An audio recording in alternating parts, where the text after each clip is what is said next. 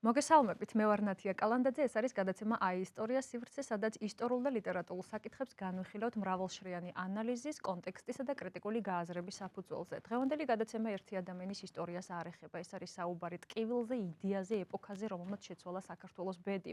არსებობენ ადამიანები, რომლებიც ისტორიაში შედიან არა მხოლოდ როგორც პოლიტიკური ფიგურები, არამედ როგორც სიმბოლოები წინააღმდეგობის, თავისუფლების და რწმენის. სწორედ ერთ-ერთი ასეთი ფიგურა საქართველოს პირველი პრეზიდენტის ზვიად გამსახურდია. დღეს ჩვენ ამ ისტორიას სხვა პერსპექტივიდან უყურებთ შვილის თვალით, რომელმაც ეს ყველაფერი არა წიგნებში, არამედ საკუთარ ცხოვრებაში გადაიტანა.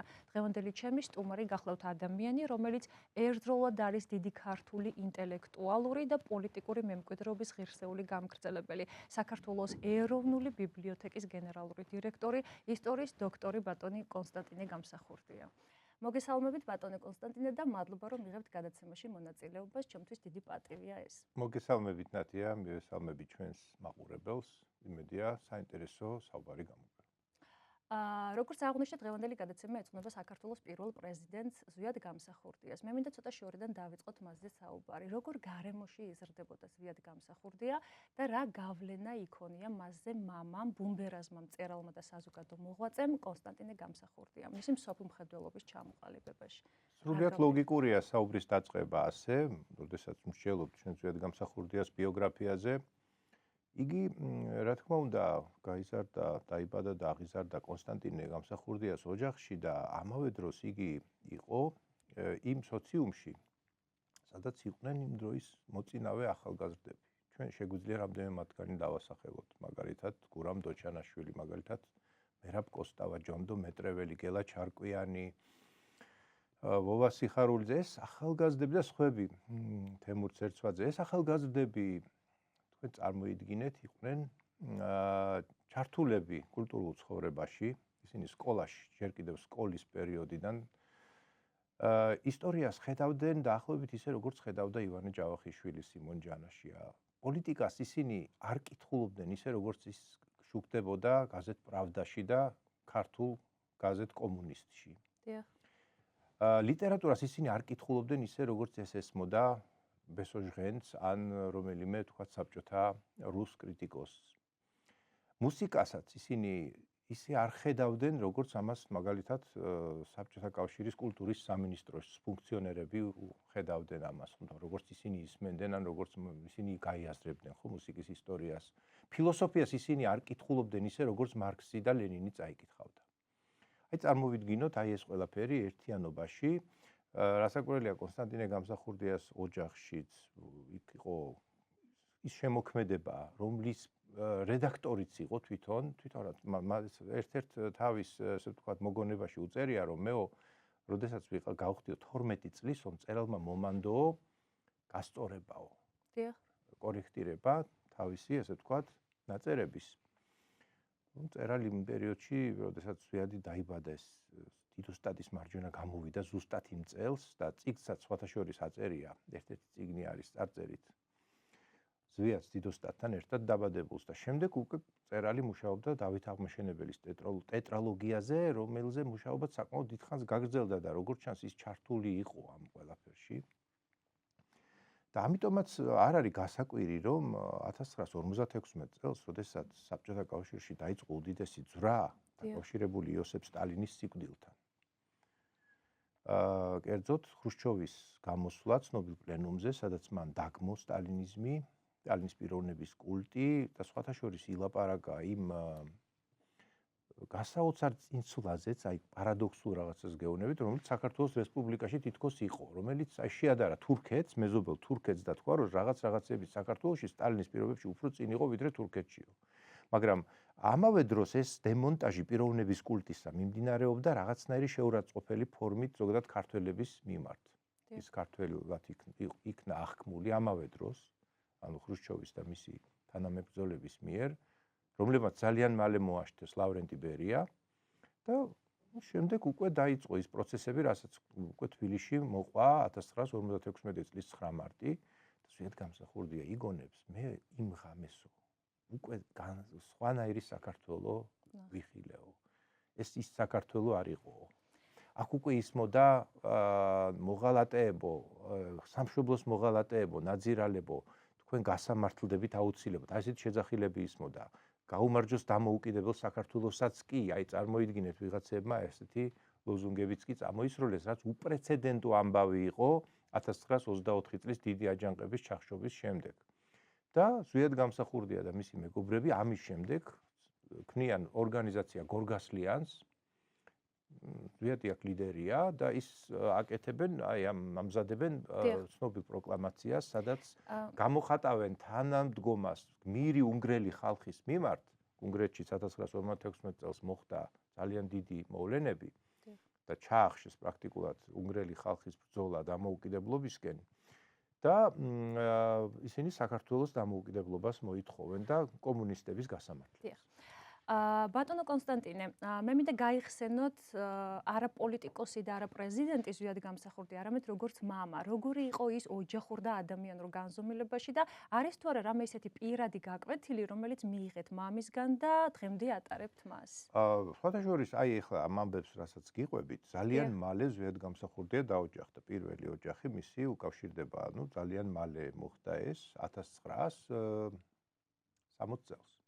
ანუ 56 წელს იყო პირველი პოლიტპატიმრობის პერიოდი, როდესაც ის დაახლოებით ერთ თვემდე ისე ვთქვათ იქნა მოთავსებული საპატიმროში. მეორეჯერ 1959 წელს იქნენ ისინი დაპატიმრებული. 1960 წელს მე გავჩდი და ერთ წელიწადში.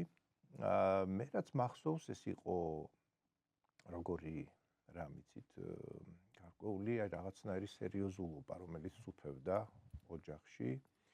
სერიოზულობა პირველი რაც მათ ჩემი ყურადღება მიიქცია, ეს იყო მისი დამოკიდებულება რელიგიისადმი, ზოგადად ხატებისადმი. იმიტომ ხატებს ხედავდი, არაერთ კუთხეში ეკიდა ხატები და ენტო სანთელი ეს მაშინდელ საქართველოში არ იყო სრულიად თავისთავად ცხადი რამ და როდესაც წამიყვანა ეს პირველად მშობლებმა ეკლესიაში, იქ მე ვნახე ძალიან ესეთი მეჩხერი მრევლი და მათი უმრავლესობა ქართველები არ იყვნენ. არც სიონში, არც მთაწმინდაზე, პანთეონში ეკლესია არის იქ, მამა დავითის ეკლესიაში, იქ არ იყვნენ ქართველები. ძალიან ცოტანი იყვნენ. აი ეს დამამახსოვრდა. შემდეგ ჩვენ დავდიოდით ასევე ვთქვათ დაკეტილ ტაძრებთან, მივდიოდით ძეგლებთან, მაშინაც განიხილებოდა როგორც ქართული კულტურის ძეგლები და იქ ჩემი მშობლები მათთან ერთად ხშირად იყო მერაბ კოსტავა, მისი განუყრელი მეგობარი, კლასელი, ისინი ერთად მოდიან სკოლიდან, პირველი კლასიდან პრაქტიკულად და ისინი საგალობლებს ამბობდნენ ხოლმე, იტყოდნენ საგალობლებს, აი ეს მახსოვს ძალიან კარგად. ამან ჩემი ცხოვრება აღბეჭდა ფაქტიურად. შემდეგ ასევე დამოკიდებულება წიგნთან. მე მახსოვს მისი ოთახის ორი კედელი იყო დაფარული ფაქტობრივად წიგნების კარადებით და თაროებით და მის მაგიდაზეც გაშლილი იყო ყოველთვის წიგნები და ის ძალიან ხშირად მახსოვს იჯდა საათობით კითხულობდა ამ წიგნებს. ეს იყო მისი ასე ვთქვათ დისციპლინა, რაღაცნაირი დისციპლინა ჰქონდა მას და ფაქტობრივად ეს არის ის რაც მე ვისწავლე მისგან. და რა თქმა უნდა პასუხისმგებლობით მოკიდება ყველა საქმისადმი, რაც მისთვის დამახასიათებელი იყო. ეს ერთი ეს რაც მისი ცხოვრება, რომელიც აი ესე მიდიოდა იმ პერიოდში, ეს იყო განსწავლის წლები, მომზადების წლები დიდი საქმეებისთვის და რა თქმა უნდა მწერალთან კიდევ ცალკე მიდიოდა ცხოვრება, იქ მოდიოდნენ სტუმრები, ძალიან საინტერესო ადამიანები. ესენი იყვნენ აკადემიური სფეროს წარმომადგენლები, მეცნიერები, მკვლევარნი, პოეტები, მწერლები, ხელოვნების სფეროს წარმომადგენლები. ისინი აქ საუბრობდნენ ისეთ საკითხებზე, რომლებზეც ისინი სხვაგან ვერ ისაუბრებდნენ. აქ ისინი იხსნებოდნენ. და ზვიადი იგონებს, რომ მე აქ გავიარეო სამშობლოსთვის მებრძოლთა აკადემიაო და ამის მერე არასოდეს მიფიქრია ღალატზეო. და ეს არის ისეთი რამ, რამაც ჩემი ბედისწერა, ასე ვთქვათ, წარმოშვა, როგორც ასეთ, ჩემი ბედისწერა ამან განსაზღვრაო. ეს არის ისეთი რამ, რასაც ვერ აუვლი ვერანაირად გვერდს. შეუძლებელიაო. ბატონო კონსტანტინე. ეს არის მოკლედ რომ მოვხაზოთ, ძალიან მოკლედ რომ ვთქვათ, ის სურათი, რომელიც ასე ვთქვათ, ასახავს იმ ადრეულ წლებს. და ჩემი ბავშვობაც ამ ასე ვთქვათ, ვითარებაში მიდიოდა. მე რა თქმა უნდა არ მახსოვს ბევრი რამ, რასაც ისინი საუბრობდნენ. იქ რამდენადაც ბავშვის აღქმა შეზღუდულია. ბავშვი უფრო თამაშზეა მიდრეკილი, გასაგებია ხა. წერა-კითხვა მე ბაბუამ მასწავლა. მე ხშირად მის ასე ვთქვათ კისერზე ვიჯექი ხოლმე და ისე მივირთმევდი საჭმელს ზოგჯერ ესეთი რაღაცეებიც იყო. ისინი მანებივრებდნენ, რამდენადაც პირველი შვილი ვიყავი ვაჟის მხრიდან. კიდევ ყავდა შვილიშვილები, მაგრამ ვაჟის მხრიდან მე ვიყავი პირველი შვილიშვილი. ну შემდეგ უკვე რა თქმა უნდა 1973 წლიდან უკვე იწყება ძალიან სერიოზული მოვლენები. მე მინდა შევეხო გორგასლიანის თემას. საყოველთაოდ არის ცნობილი, რომ ზვიად გამსახურდა და მერაბ კოსტავას ეს საბჭოთა რეჟიმის წინააღმდეგ, ასე ვთქვათ, ბრძოლა ჯერ კიდევ სკოლის მერხიდან იწყება, მაგრამ უფრო კონკრეტულად რო გვითხრათ, აი რა იყო ეს ორგანიზაცია გორგასლიანი და რას ემსახურებოდა სტალინიზმის ეპოქაში პროკლამაციების გავრცელება, რომელიც ძალიან ფართოდ ვრცელდებოდა და როგორ ფიქრობთ, ეს იყო ახალგაზრდული პროტესტი თუ გააზრებული ბრძოლა საბჭოთა რეჟიმის წინააღმდეგ? ალბათ ორივე, ერთიც და მეორეც იყო ახალგაზრდულიც, რა თქმა უნდა, მაგრამ გააზრებულიც იყო. რამდენადაც ისინი მერაბ კოსტავას ეზოში მდებარე გოგებაშვილის ბიბლიოთეკის დახურულ არქივში შედიოდნენ ხოლმე ორივენი, ზვიადიც და მერაბიც. იქ იყო ქალბატონი, რომელიც ამის საშუალებას აძლევდა და როგორც კი საეჭვო პირი გამოჩნდებოდა, მისცემდა ზარს, რომ გამოდით არქივიდან, ანუ საფრთხეა. ისინი ეცნობოდნენ ასეთ ლიტერატურას და შესაბამისად მათი ესე ვთქვათ პატრიოტიზმის და მათი დისიდენტობაც სათავეს იღებს წიგნებიდან, ამ წიგნთან ურთიერთობიდან. და საკითხების ასე ვთქვათ საკითხების გადაფასებიდან, ანუ ისე როგორც იყო ის საბჭოთა ისტორიოგრაფიაში გადაწყვეტილი, მათთან ასე არ ხდებოდა შეფასება. მე მაგალითად მახსოვს ერთხელ ვკითხე. წავიკითხე ამ წიგნში, რომ საქართველოს ნებაყოფლობით შეუერთდა რუსეთს. ეს ასე იყო მართლა? რატომ წერენ ამას? მაშინვე მიპასუხა, რომ ეს ასე არ იყო და მომცა წასაკითხად ალექსანდრე ყაზბეგის რომანი ელგუჯა. ანუ მერე უკვე გამაცნო ასევე ივანე ჯავახიშვილის ცნობილი წერილი, რომელიც შეეხება საქართველოს რუსეთთან შეერთებას, სადაც ყველაფერზე პასუხია გაცემული, რამდენად ნებაყოფლობითი იყო ეს და ახლა ამ დეტალებს ახლა აღარ ჩაუღრმავდები, მაგრამ ეს იყო ერთი მხარე, რომ მათი ესე ვთქვათ დისიდენტობაც, ანუ მათი ესე ვთქვათ სხვაგვარად მოაზროვნეობაც და პატრიოტიზმიც მოდიოდა წიგნებიდან. მეორე ეს იყო რა თქმა უნდა მუსიკა. ისინი მუსიკას ემსახურებოდნენ, ორივე მუსიკოსი იყო და იგონებს კიდევაც, რომ ჩვენიო სტიქია იყო ბეთჰოვენისო, გრიგის, ვაგნერის მუსიკის გმირული სტიქიაო, რა თქმა უნდა, შოპენის, რა თქმა უნდა, მისი ესე ვთქვათ სადიპლომო ნამუშევარი იყო შოპენის სამხედრო პოლონეზი და ეს სულია, ამ სამხედრო პოლონეზის სული, ეს არის სწორედ პოლონეთის კვრეთით აღდგომის რაღაცნაირი წინასწარუწყებაა, ხო? ეს აქედანაც მოდიოდა მუსიკიდან, ეს იყო მეორე მნიშვნელოვანი წყარო იყო და მესამე ეს იყო რა თქმა უნდა რელიგია.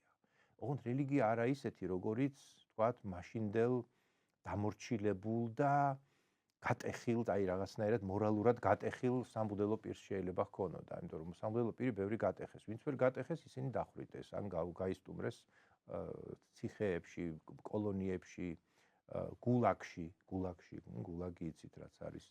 იქ გაისტუმრეს. და ისინი ვინც იყვნენ გარეთ, მათი უმრავლესობა იყო აბსოლუტურად, ასე ვთქვათ, მორალურად დათრგუნული და წელში გატეხილი. მორალურად, ასე ვთქვათ, გატეხილი ადამიანები იყვნენ და ზვიად და მერაბი ასეთები არ იყვნენ, ისინი პირიქით. რელიგია იყო მათთვის ის, რაც ნუგეშს აძლევდა ნუგეშის საფუძველს, რომ ნეტარიყვნენ დევნილნის სიმართლისათვის, რამე თუ მათი არ სასუფეველიცათა და რომ ეძიებდეთ ჭეშმარიტებასა და ჭეშმარიტებამ განთავისუფლნეს თქვენ, ანუ თავისუფლება მოდის ჭეშმარიტებიდან. არა, ის კი არ არის თავისუფლება, რომ რაც მინდა ის გავაკეთო. ჩემი ბნელი და ასე ვთქვათ დაუხვეწავი ინსტინქტებიდან გამომდინარე, ან გაუკეთილშობილებელი ინსტინქტებიდან გამომდინარე, მაგრამ თავისუფლება ის არის ის, რაც მოდის ჭეშმარიტებიდან და იმ სიხარულიდან, რაც ახლავს ჭეშმარიტების ძიებას და ამავე დროს იმ სიხარულიდან რაც შეიძლება კეთილის საქმის აღსრულებას ახლდეს. აი ეს არის თავისუფლება ისე როგორც ის მოდათ ზვიათსა და მერაბს და რასაკვირველია აქ იყო ამავე დროს თავისუფლება, ეს პიროვნული თავისუფლებაა და არის ეროვნული თავისუფლებაც. ეროვნული თავისუფლება მათ ძალიან კარგად იცოდნენ ისტორია და რა თქმა უნდა ყოველდღიურობა მიაქციეს იმას, რომ მერაბ ოსტავას დაბადების დღე არის 1921 წლის 26 მაისი. რა სურათი გვაქვს ამ მხრივ? ადამიანებმა არ იციან 1918 წლის 26 მაისი. ადამიანებმა არ იციან რა არის სამფეროვანი დროშა. როგორი დროშა ჰქონდა დამოუკიდებელ საქართველოს. როგორი გერბი ჰქონდა მას. გულისხმობ თეთრი გიორგის გერბს. ვინ იყო ქაქუცა ჩოლოყაშვილი და როდესაც მიტინგები დაიწყო და გამოიტანეს იქ ქაქუცა ჩოლოყაშვილის პორტრეტი, ადამიანები კითხულობდნენ ეს კაცი ვინ არის. ადამიანებმა არ იცოდნენ. რამდენადაც ისტორიის სწავლება მიდიოდა ისე, რომ 1921 წელს საქართველოს გასაბჭოვდა. ანუ გასაბჭოვდა როგორ? თითქმის ნებაყოფლობით. ერთი პარტია წავიდა, მეორე პარტია მოვიდა. და ეს პარტია მოვიდა და დარჩა. ანუ ეს პარტია არის ერთადერთი პარტია, რომელიც არასოდეს არ უნდა შეიცვალოს. ყოველთვის მარადის უნდა იყოს ის ერთი პარტია. და ეს არის საქართველოს კომუნისტური პარტია, რომელიც არის ნაწილი დიდი საბჭოეთის კომუნისტური პარტიისა და ჰიმნში რაც გვამღერებდნენ, რომ ერთა მძლე კავშირი ძმური სამუდამოდ შეუკრავს დიდ რუს ხალხს. აი ეს იყო საბჭოთა კავშირის ჰიმნი.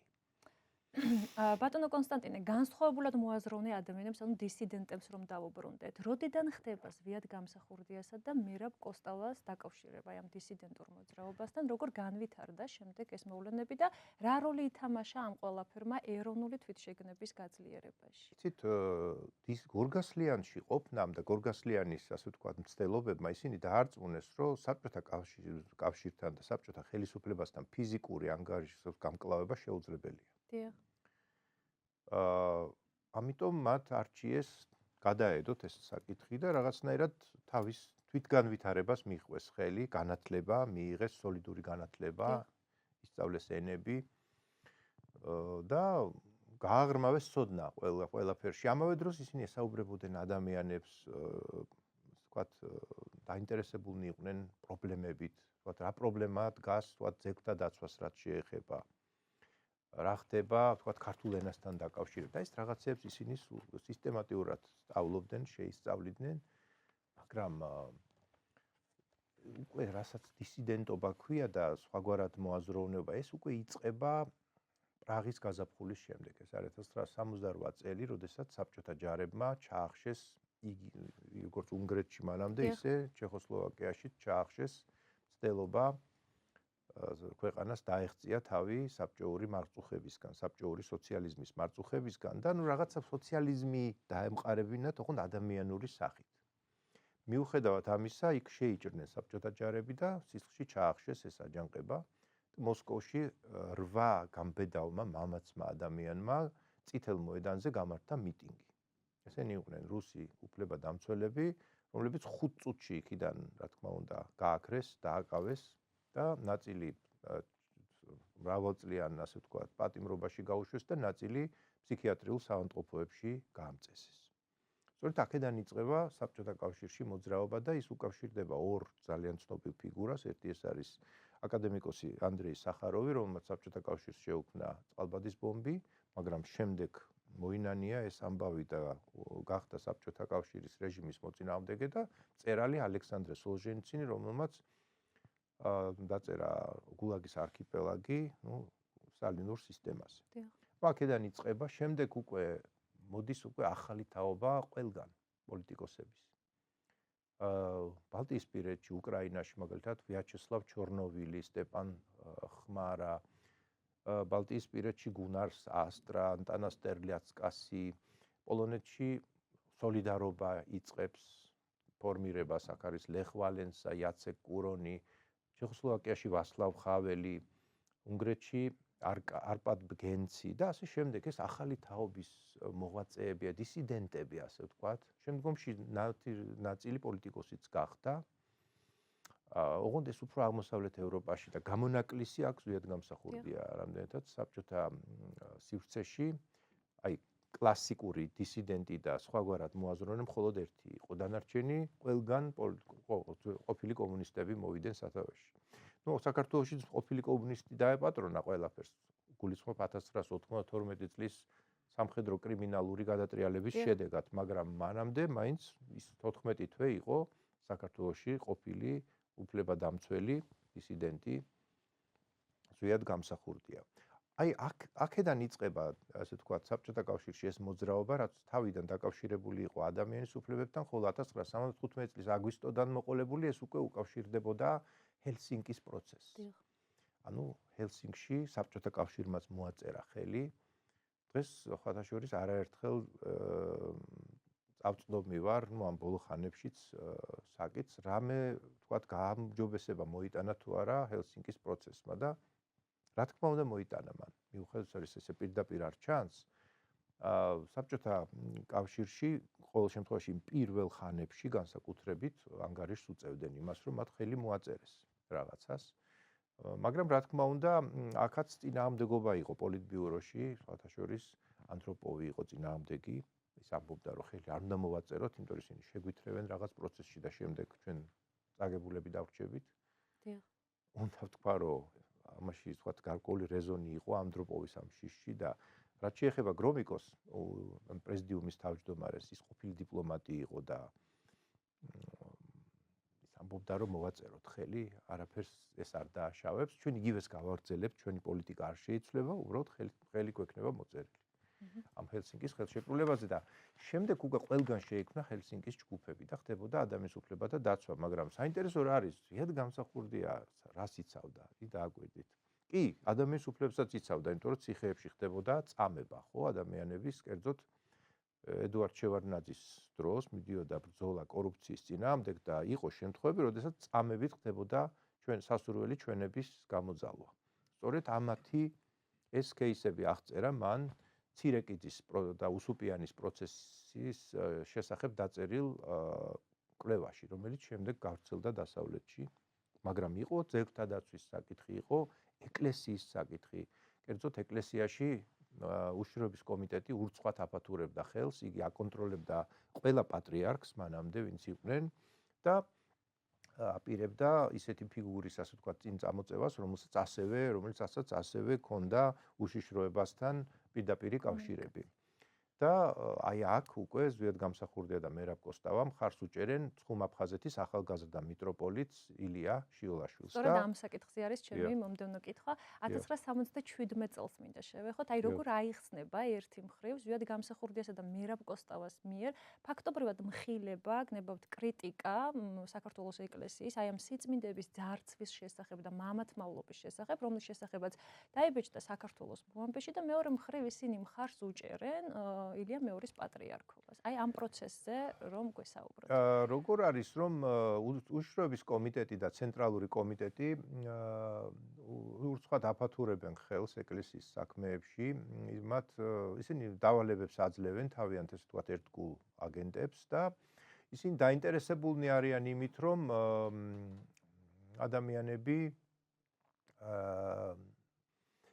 რაღაცნაირად ეკლესიაში არ შემოვიდნენ, საერთოდ აღდგომა, როდესაც არის დღესასწაული აღდგომა, როდესაც იზეიმებოდა, იქაურობა სავსე იყო კომკავშირლებით და უშიშროების კომიტეტის თანამშრომლებით.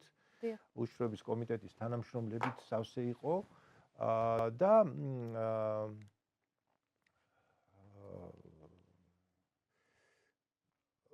ყველანაირად აშინებდნენ ადამიანებს რომ არ შესულიყვნენ ეკლესიაში და საერთოდ ზვიადგამსახურდიას ჰქონდა გარკვეული შიში, რომ თუ კი უშიშროების კომიტეტი გაიყვანს თავის სასურველ, ასე ვთქვათ, კანდიდატურას, აქ შესაძლოა განხორციელდეს ენვერ ხოჯას ექსპერიმენტი. თქვენ ალბათ ხსმენიათ ენვერ ხოჯა, ეს იყო ალბანეთის ლიდერი, რომელმაც ოფიციალურად გააუქმა რელიგია ალბანეთში, როგორც კათოლიკური, ისე მუსლიმური და აღმსარებლობები გაუქმდა და მათში მონაწილეობა ისჯებოდა. ანუ შეიძლება აქ ესეც მომხდარი იყო, რომ გასულიყო ფიგურა, ასე ვთქვათ, ვიღაც სასურველი ფიგურა, რომელიც იტყოდა, რომ ის გახდა ათეისტი, მივიდა დასკვნამდე, რომ რელიგია ეს არის წარსულის მავნე გადმონაშთი და სრულიად სამართლიანი იქნება, რომ ჩვენიც გავაუქმოთ, ყველა ეკლესია გადავაკეთოთ მუზეუმად და ან საგანმანათლებლო, ვთქვათ, ადგილად, სადაც იქნება რაღაც სკოლები გაიხსნება, ან რაღაც ხელსაქმეს ისწავლიან. იცით რატომ? საქართველოში დარჩენილი იყო 50 ეკლესია ფუნქციონირებადი, ხოლო სასულიერო პირების რაოდენობა აღწევდა 70-ს.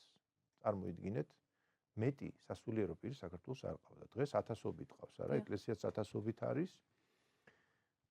აი ეს მდგომარეობა იყო და ის ძარცვა, რაც შეეხება საპატრიარქოს ცნობილ ძარცვას, აქ იყო მოტაცებული ხატები, ძვირფასეულობა, ეს ნაწილობრივ ხდებოდა ბაზარზე და როგორც ჩანს, ცენტრალური კომიტეტის გარკვეული ფიგურები სარგებლობდნენ ამ ფულით, ამ მოგებით. ნუ აქ რა თქმა უნდა ყველაზე საუბარი არ არის. იყო რაღაცა გარკვეული ეჭვები. და სწორედ აი ისინი, მერაბ კოსტავა და ზვიად გამსახურდია, ისინი უჭერენ მხარს ახალგაზრდა მიტროპოლიტს ილია შიულაშვილს, რომელსაც ასევე სდევნიდა მაშინდელი ეს ასე ვთქვათ, საეკლესიო გარკვეული ჯგუფი და რა თქმა უნდა, უშიშროების კომიტეტიც შემდეგ უკვე, როდესაც ილია მეორე გახდა კათალიკოს პატრიარქი 1977 წელს მოხდა მისი აღსაყრება. იქ დაიწყო უკვე სხვა პროცესები ეკლესიაში, ახალი აკურთხეს ახალი ესე ვთქვათ სამღვდელო პირები, მაგრამ რა თქმა უნდა ეკლესიების გახსნა ესე ადვილად არ ხდებოდა. ხელისუფლება მაინც ყველანაირად უშლიდა ხელს ამ პროცესს და იქ დაიწყო შემოკრება სწორედ იმ ადამიანებისა, როდესაც ზვიადი დაბრუნდა 1979 წლის მიწურულს გადასახლებიდან, ის უფრო ადრე გამოვიდა ვიდრე მერაბ კოსტავა. იმიტომ გამოვიდა, რომ მან გარკვეული ტაქტიკური მოსაზრებით გადადგა ისეთი ნაბიჯი, რომლითაც მართალია მისი რეპუტაცია დაზიანდა, მაგრამ იგი გადარჩა საბჭოთა კავშირიდან გაძევებას და გაცვლას რომელიმე ჯაშუშში ან რომელიმე კომპარტიის რომელიმე ლიდერში. რომელიც ძალიან ხშირად ხდებოდა და ის დარჩა, მან მოახერხა დარჩენა და მაგრამ მას უარი არ უთქვამს არც ერთ პუნქტზე მისი ეროვნული მოღვაწეობიდან. ის ყოველთვის ამას ხაზგასმით აღნიშნავდა. ვინც მის ეგრეთ წოდებულ მონანიებაზე საუბრობენ და მერე ის უკვე დადის სისტემატიურად სიონში და მეც არ ვაკლდებოდი პრაქტიკულად არც ერთ წირვას წლების მანძილზე ჩვენ ერთად დავდიოდით სიონის ასე ვთქვათ საკათედრო ტაძარში და იქ იკრიბებოდნენ ის ადამიანები, ზოგიერთი მათგანი იყო მეცნიერი, ისტორიის ინსტიტუტის მეცნიერ თანამშრომლები დადიოდნენ მახსოვს. დადიოდნენ უნივერსიტეტში, რომ გაითქვეს სახელი 14 აპრილის 1978 წლის 14 აპრილის აქციის დროს, აი ეს აქტივისტები დადიოდნენ და იყო გარკვეული წრე ადამიანების, ისინი ბევრნი არ იყვნენ. მე სხვათა შორის ჩემს წიგნში მათი სიაც კი შევადგინე, იმ ადამიანების სია 100-ზე მეტი იყვნენ, რომლებიც ისინი 100-ზე მეტი 120-მდე ადამიანი იყო, რომლებიც აი ამ პერიოდის, აი ამ ნაკადს ეკუთვნიან ეროვნულ გამანთავისუფლებელი იატაკქვეშა, ან ნახევრად ლეგალური მოძრაობის ამ ნაკადს ეკუთვნიან. ისინი იქ, რა თქმა უნდა, იქ სიარული ეკლესიაში უკვე მისვლაც უკვე პოზიცია იყო. იმდენად ეს გარკვეულ საფრთხესთან იყო დაკავშირებული. დღეს რომ ყველა დადის ეკლესიაში და ტელევიზიებით რო ხდება, წირვების გადაცემა ეს ასე არ ხდებოდა. მაგალითად, აღდგომა, როდესაც მოდიოდა ღამე, იქ გადიოდა სპეციალურად ილუზიონი, სადაც უშვებდნენ ისეთ მიმზიდველ ფილმებს, რომ ახალგაზრდობა სახლებში დარჩენილიყო და არ მისულიყო წირვაზე, ანუ ლიტონიობაზე. და მე მახსოვს 1983 წელს უამრავი ხალხი მოვიდა და ერთ-ერთი უშიშროების მაღალჩინოსანი შეხვდა მე და მამაჩემს და გვეუბნება, აი ესო რაც ხდებაო აქო, ეს თქვენი გამარჯვება უნდა ვაღიარო. შეიძლება ძალიან არ მიხარიაო ამის აღიარებაო, მაგრამ ეს თქვენი გამარჯვება არის ფაქტიაო. გვეუბნება ეს მაღალჩინოსანი, რომელიც პირდაპირ იყო ჩართული, ასე ვთქვათ, საეკლესიო საქმეებში.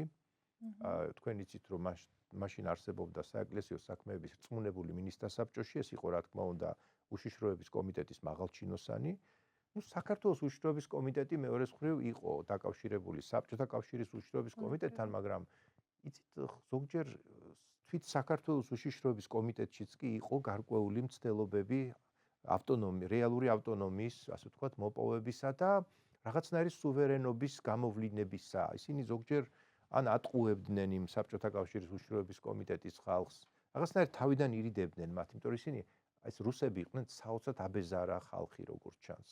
ხა მე რაც მსმენია მათგან, ხო, იყვნენ აბეზარა და რაღაცნაირი ბუკვაედი ესეთი სწორხაზოვანი ხალხი, რომ აი მაგალითად აქ რატომ არ არის ეს ბოლომდე ეს კითხვა გამოკლეული, აქ რა ხდება, აი მაგალითად ზვიად გამსახურდიას და მერაბ კოსტავას საქმეა რა, საქმე ნომერი 131.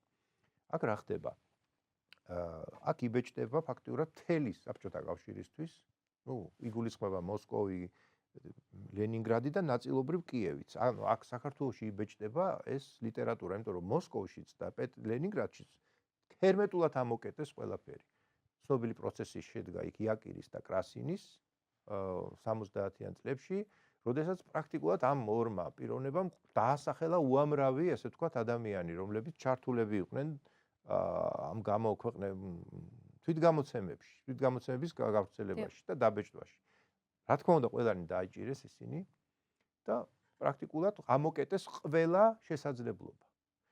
ამიტომ ეს საქართველოში არის ამის შესაძლებლობა გაჩნდა და ისინი პრაქტიკულად ასობით და ათასობით ჟურნალებს გზავნიან მოსკოვსა და პეტერბურგში და საქართველოსთან ხდება ამის გავრცელება. ეხლა ნახეთ, როდესაც მიდიოდა საქმე, ძიების საქმე, არც ერთი ადამიანი ზვიად გამსახურდიას და მერაბ კოსტავას არ დაუსახელებიათ. და საინტერესო რა არის, როდესაც მოსკოვი ცდილობს, რომ ზეკავლენა მოახდინოს, თქვათ, ზეწოლა მოახდინოს ქართველ კოლეგებზე, რომ გამოიძიეთ, რატომ არ იძიებთ თქვენ ამას, ზვიადი პასუხობს, რომ კარგით, აქ იყო, თქვათ, ვინმე ან გინზბურგი, ან ვიღა, სად არიან ეს ადამიანები? წლების წინ წასულები არიან უცხოეთში. ანუ ისინი ვინც არის დასახელებული, ძალიან საინტერესოა. არც ერთზე ხელი არ მიუწვდებათ. და ეს, რა თქმა უნდა, ამას რუსები ძალიან კარგად ხვდებიან, მაგრამ ვერაფერს ვერ ეუბნებიან. ანუ ქართველმა დისიდენტებმა და თვით უშიშროების წარმომადგენლებმა მოატყუეს ამითი რუსი, ასე ვთქვათ, თავიანთი რუსი კოლეგები, თუ ვინც არიან უფროსები. კოლეგები არ არიან, ისინი უფროსები არიან. რუსები აძლევენ მათ, ასე ვთქვათ, პირდაპირ განკარგულებებს, მაგრამ ქართველი მაინც ქართველია, ხედავთ, თვით იმპერიაშიც კი და საქართველოს კომპარტიაშიც, რა თქმა უნდა, იყო გარკვეული ფრთა, რომელიც აშკარად სიმპათიზირებდა ზვიად გამსახურდიას და მერაბ კოსტავას ბრძოლას და ზოგიერთი მათგანი მე მახსოვს სტუმრად კონსტანტინე გამსახურდიასთან სახლში. და ვიცით რა, ეს დღეს პოპულარულია ეს ტერმინი deep state, რაღაცნაირი deep state, ქართული deep state მაშინაც არსებობდა. ეს იყო ღრმა სახელმწიფო ქართული, რომელიც არსებობდა რაღაცა ფორმით და ძალიან ისე კონსპირაციულად, რა თქმა უნდა, ისინი ალბათ თავს მოიქაჩლებდნენ კიდევაც, თუ საჭირო იყო და იტყოდნენ, რომ მათ მაგარი კომუნისტი არსად არ დადის, მაგრამ აი ისინი რაღაცნაირად აი ეროვნულ იდეას ატარებდნენ შინაგანად. ასეთები იყვნენ საქართველოს კომპარტიაშიც, იყვნენ უშიშროების კომიტეტში, ყველგან იყვნენ. შევარდნაძე მაგალითად აი ეს 1978 წლის 14 აპრილი ავიღოთ, არა, შევარდნაძე რას აკეთებს? შევარდნაძე ფაქტიურად თავიდან თვითონ დაძაბა ეს საკითხი, თვითონ შემოიტანა, რომ ქართული ენა არ იყო სახელმწიფო ენა. შემდეგ, როდესაც ეს რეაქცია მოყვა, მანვე ჩააცხრო ეს ამბავი და ასე ვთქვათ, კრემლს მოახსენა, რომ ჯობია ასე გავაკეთოთ, დაუთმოთ და შემდეგ ფაქტიურად მან რა უთხრა ამით კრემლს, ხო? მოდი კითხვა რო დავსვათ. ქართული ნაციონალიზმის ურჩხული, მეგობრებო, ცოცხალია. ის საკმაოდ ძლიერიცაა. მე ერთადერთი კაცი ვარ, მე ედუარდ შევარდნაძე, რომელსაც შეუძლია ამ ურჩხულის, ასე ვთქვათ, დაოკება. ამიტომ მომიფრთხილდით და დამაწინაურეთ. ეს იყო მისი, ასე ვთქვათ, გზავნილი კრემლის მიმართ. ანუ ეს არის, აი ხა ძალიან მოკლედ რომ გითხრათ, აი ასეთი სიტუაცია არის საბჭოთა საქართველოში და ამიტომ ზოგიერთს რომ გონია რომ ზვიად გამსახურდია და მერაბ კოსტავა პრიმიტიული რევოლუციონერები იყვნენ, ეს ასე არ არის, რა თქმა უნდა, ისინი ძალიან უზუსტესად და ვირტუოზულად მოქმედებდნენ. ისინი მუშაობდნენ ადამიანებზე. მათ შორის მუშაობდნენ უშიშროების კომიტეტის წარმომადგენლებზეც და ცენტრალური კომიტეტის წარმომადგენლებზეც და მათ ფაქტიურად უცვლიდნენ რაღაცა გარკვეული თვალსაზრისით განწყობას და რაღაცნაირად ითრევდნენ აი ეროვნულ ბრძოლაში, საქართველოს დამოუკიდებლობისთვის ბრძოლაში. და ეს ყველაფერი უკვე 1987 წელს და 88 წელს თვალნათლივ გამოჩნდა. დიახ. ბატონო კონსტანტინე, მე მინდა შევეხოთ 1977 წლის 7 აპრილის მოვლენებს. ზვიად გამსახურდია მესამედ დააპატიმრეს, მაგრამ ვიდრე მას დააპატიმრებდნენ, ხელისუფლებას საზოგადოებრივი აზრი რო შეემზადებინა. ის უნდა გაერიცხათ ყველა იმ დაწესებულებიდან, სადაც ის მოღვაწეობდა. ეს იყო თბილისის სახელმწიფო უნივერსიტეტი, მწერალთა კავშირი და ლიტერატურის ინსტიტუტი. შესანიშნავად, ეს ამბავი პირნათლად შესრულდა, მოკლედ ეს საქმე, მაგრამ მე მაინტერესებს, ვინ იყო ამ საქმის მთავარი დირიჟორი? რა თქმა უნდა, ისევ ედუარდი იყო ამ საქმის მთავარი დირიჟორი. რამდენადაც ის ზუსტად აი ამ პრინციპით მოქმედებდა. კრემლს ეუბნებოდა, რომ ქართული ნაციონალიზმი ცოცხალია, ურჩხული, ქართული ნაციონალიზმის ურჩხული და გეშინოდეთ ამ ურჩხულის. თქვენ. და ერთადერთი კაცი ვარ მე, რომელსაც შეუძლია ეს ურჩხული, ასე ვთქვათ, მოაქციოს ჩარჩოებში. და რაღაცნაირად ყავდეს შებოჭილი. ფაქტია, რომ ცენტრალური კომიტეტის გარეშე მწერალთა კავშირი ვერც ერთ გადაწყვეტილებას ვერ მიიღებდა. უნივერსიტეტიდანაც ზუსტად იგივე მოხდა და როდესაც ზვიად გამსახურდია დაბრუნდა უკვე კოჩუბეის ეს დაღესტანშია, ნახევარუდაბნოშია ეს კოჩუბეი, როდესაც იქიდან დაბრუნდა იგი იწყებს მუშაობას ლიტერატურის ინსტიტუტში, საქართველოს შოთა რუსთაველის სახელობის ლიტერატურის ინსტიტუტში, მეცნიერ თანამშრომლად. მანამდე ის ყველაფრიდან გარიცხეს და რა თქმა უნდა ეს გარიცხვა იყო იმის ნიშანი, რომ მზადდება მისი დაპატიმრება. ხა რა თქმა უნდა, ამ შემთხვევაში შევარდნაძე სრულიად დამოკიდებული იყო კრემლზე და რასაც კრემლში ეტყოდნენ, ისე მოიქცეოდა, ასევე საქართველოს უშიშროების კომიტეტიც. საინტერესო რა არის, როდესაც ზვიადმა ეს ტაქტიკური ნაბიჯი გადადგა და ის გაუშვეს კოჩუბეიში, არა? იგი ჩამოიყვანეს ალექსი ინაურთან შეხვედრაზე. ალექსი ინაური ეს იყო სამხედრო პირი, უდიდესი ავტორიტეტი ჰქონდა მას სხვათა შორის და მას ჰქონდა იმის უნარიც და იმისი, ასე ვთქვათ, გამბედაობაც, რომ შეკამათებოდა, ვთქვათ, საბჭოთა კავშირის უშიშროების კომიტეტის რომელიმე მოადგილეს, ხო, თავმჯდომარის რომელიმე მოადგილეს, მაგალითად ფილიპ ბობკოვს. ჩამოიყვანეს და ეუბნებიან, რომ რა ხდებაო ზვიადო? თქვენზე ისევ ალაპარაკდნენ რადიოსადგურებიო. ანუ მათ ეგონათ, რომ ეგრეთ წოდებული მონანიების შემდეგ ზვიად გამსახურდია საერთოდ, ასე ვთქვათ, იქნება დღის წესრიგიდან მოხსნილი, როგორც ასეთი ფიგურა, ის თლიანად მისი დეზავუირება მოხდება. რას ზვიად გამსახურდია პასუხობს ზვიადი, რომ ეს არ ვიციო ხა ჩობანებიო, არ მგონია რომ რაიმე კავშირში იყვნენ და ჩემს ირგვლივ იქ მხოლოდ ჩობანები არიანო, წემსებიო. გაეცინა ხა ინაურს და ესეთ რამეს მეუბნებაო, რომ ისეო რომ იცოდეო, იმის მემუარებშია, ვიდრე მე ვარო ცოცხალი შენ ხელს ვერაფერს ვერ გახლებსო, მაგრამ მე რო აღარ ვიქნები, მე შეხედეო. ანუ მან მიანიშნა იმაზე, რომ არიან ისეთი ფიგურები, რომლებისთვისაც ის საფრთხეს წარმოადგენს. ეს ცოტათი სეგედის და თუთაშხიას საუბარსაც გავს რაღაცით. ესე იგი ეს რას ნიშნავს, რომ ჩემთვის შენ აღარ მე ჩემი, ასე ვთქვათ, კარიერა დავასრულე და ჩემთვის შენ საფრთხე არ ახარ. მაგრამ ვისთვისაც საფრთხეს წარმოადგენ, აი მისი გეშინოდეს. აი ეს იყო ამ საუბარში, ნათქვამი. ბატონო კონსტანტინე, ვინ შეიძლება ეს ყოფილიყო, ეს ძნელი მისახვედრი არ არის. უნებრივია. ბატონო კონსტანტინე, ძალიან ბევრს საუბრობენ და აზრთა სხვადასხვაობა არის, ნუ დღემდე აი მონანიების საქმესთან დაკავშირებით. ნუ რომლითაც ეს ზვიად გამსახურდიამ რეალურად უარყო თავისი ანტისაბჭოთა საქმიანობა. აი ზოგადად რა არის, რომ განგვიმარტოთ ეს მონანიების არსი და რა სარგებელი მოუტანა ამან როგორც ზვიად გამსახურდიას, ისე აი ამ ეროვნულ მოძრაობას. ეცით რა ხდება? საინტერესო ის არის გამოძიების პროცესში გამოიკვეთა, რომ იქ იყო რამდენიმე დოკუმენტი გავრცელებული ანტისაბჭოთა ხასიათის. ახლა ყველა დოკუმენტს ისინი გადიოდნენ გამოძიებასთან და ზუსტად გამსახურდი ეუბნებოდა მათ, რომ ეს დოკუმენტი არ არის ანტისაბჭოთა, ეს არის ეროვნული. ახლა ნახეთ, აქ ძალიან ისეთი ეშმაკობაა, საინტერესო ეშმაკობა, რომელსაც სხვათა შორის მიხვდა კლოუსი, ანუ ცნობილი კოლამნისტი Washington Post-ის, როდესაც დაწერა, რომ საქართველოშიო გამსახურდია, რომ ამბობს, რომ მე ეროვნული არ მომინანიებიაო, მხოლოდ ანტისაბჭოთა მოვინანიო, სიამოვნებაში ეროვნულიო, ანტისაბჭოთაც ნიშნავსო. ოღონდ არ ქვიაო ამას, მაგრამ ეს იგივე დატვირთვა აქვს ამ სიტყვასო. საქართველოშიო.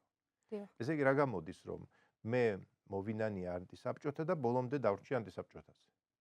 ესე გამოდის, ხო? Kevin Close არის კოლამნისტი და რედაქტორი, ერთ-ერთი რედაქტორი Washington Post-ის, Times-ის არა, Washington Post-ის, ხო და? ახლა რა ხდება? იქ იყო რამდენიმე დოკუმენტი, რომელიც ცალსახად ანტისაბჭოური ხასიათის იყო და ზუსტად გამსახურდი ამბობს, რომ მე ვინანიებ ამ ანტისაბჭოთა დოკუმენტების გავრცელებას, თორე ჩემი ეროვნული მოღვაწეობის არც ერთ პუნქტს მე არ ვინანიებ. მიუხედავად ახლა თქვენი კითხეთ, სარასარგებელი მოუტანაო. სარგებელი მას არაფერი არ მოუტანა, მოუტანა მხოლოდ ზიანი. იმიტომ რომ ადამიანებს არავინ არ განუმარტა ეს. როდესაც თვითონ განმარტავდა, ადამიანები არ უსმენდნენ მას. იყო ჯგუფი ახალგაზრდების, რომელიც პირიქით ამას იყენებდა და ისინი ამბობდნენ ასეთ რამეს, რომ ზუსტად გამსახურდია მოინანია ის გატეხეს, მან დათმო პოზიციები და ამიტომ ერთადერთი ლიდერი რჩება მერაბ კოსტავა და როცა დაიწყება ეროვნული დამთავრებული მოძრაობა, ერთადერთი უპირობო ლიდერი უნდა იყოს მერაბ კოსტავა და ზუსტად გამსახურდია უნდა ყველაფერს ჩამოეხსნას და წავიდეს სახლში. აი ეს იყო თამარ ჩხეიძის და იმ ჯგუფის პოზიცია, რომლებიც ღირსების სასამართლოზეც არიან წარმოდგენილნი, სამწუხაროდ მათ ზურაბ ჭავჭავაძეც ასე ვთქვათ შეუერთდა და შეეძლო ზურაბს რომ ნამდვილად არ აყოლოდა ასეთ რაღაცებს და ვფიქრობ მაშინ უფრო მეტი საქმე გაკეთდებოდა, უფრო წინ წავიდოდით ჩვენ. აი ეს არის ძირითადი საკითხი. ლიდერობაზე აქ ვინ იქნება ლიდერი, მაგრამ თვითონ მერაბი არ თვლიდა ასე, თვითონ მერაბი თვლიდა, რომ ზვიადს აქვს თავისი განუმეორებელი როლი ამ მოძრაობაში და ის უნდა დარჩეს ეროვნულ მოძრაობაში. უბრალოდ მერაბი ამბობდა, რომ მე ვცდილობ ეს დაპირისპირებული ჯგუფები ერთმანეთთან შევარიგო. და ვიდრე იყო მერაბი რაღაც გარკვეული ბალანსი მართლაც ნარჩუნდებოდა, თუმცა 1999 წლის 13 ოქტომბრის, საბედისწერო 13 ოქტომბრის შემდეგ ეს ბალანსი დაირღვა მერაბ კოსტავა ფაქტიურად მოკლული იქნა, დიდი ალბათობით ეს იყო სპეცოპერაცია საბჭოთა უშროების, ან შეიძლება სამხედრო დაზვერვის უფრო გრუს რო ეძახიან, მათი სპეცოპერაცია იყო ეს და ნუ ამის შემდეგ რა თქმა უნდა ამ დესტრუქციულმა ძალებმა თავი აიშვეს და ისინი ესე ვთქვათ უკვე ყოველწლიურად უფრო და უფრო თავხედურად გამოდიოდნენ ზვიად გამსახურდიას ფრთის წინააღმდეგ ილაშქრებდნენ. ანუ ეს მონანიება, ეგრეთ წოდებული მონანიება, რაც სიამოვნებაში არის ტაქტიკური ნაბიჯი იმისთვის, რომ არ მომხდარიყო მისი გაცვლა, ან მისი გაძევება უცხოეთში, მხოლოდ აი ამ მიზეზების გამო იქნა გადადგმული ეს ტაქტიკური ნაბიჯი, არ იქნა განმარტებული ადამიანებისთვის. და თვითონ მან, როდესაც განმარტა, იცით როგორ იყო, ბევრმა ეს ვერ გაიგო. თანდათან რა თქმა უნდა გაიგეს, უკვე რაში იყო საქმე.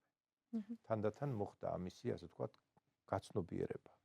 მაგრამ თქვენ არ დაგავიწყდეთ, რომ იმ პერიოდში ტელევიზია ჩვენი არ იყო. არავინ ტელევიზიაში არ გამოგიყვანდათ და არ გასაუბრებდათ. ტელევიზია 1999 წლის 9 აპრილამდე იყო მკაცრად მონოპოლიზებული.